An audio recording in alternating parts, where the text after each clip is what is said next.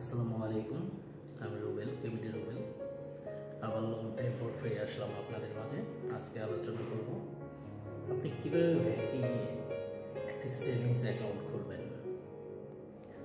আর কী কী document আপনার লাগবে বিস্তারিত আলোচনা করব এই ভিডিওর মাঝে। আপনি যে কোনো পেশায় থাকেন না কেন, ব্যাংকে গিয়ে আপনি একটি সেভিংস অ্যাকাউন্ট খুলতে পারেন।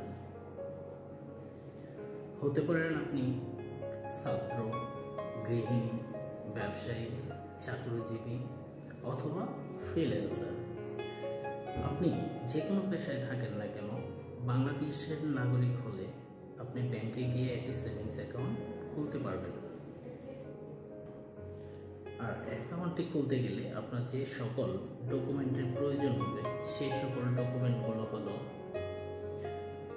আপনার জাতীয় পরিচয়পত্রের ফটোকপি, নমিনির জাতীয় পরিচয়পত্রের ফটোকপি, আপনার বাসার বিদ্যুৎ বিলের কপি, আর আপনার 2 কপি পাসপোর্ট সাইজ ছবি, আর হলো নমিনির 2 কপি পাসপোর্ট সাইজের ছবি লাগবে। আর যদি আপনি চাকরিজীবী হয়ে থাকেন সেক্ষেত্রে আপনার অফিস আইডি কার্ডটি লাগবে আপনার সোর্স অফ ইনকাম ডিক্লেয়ার করার জন্য।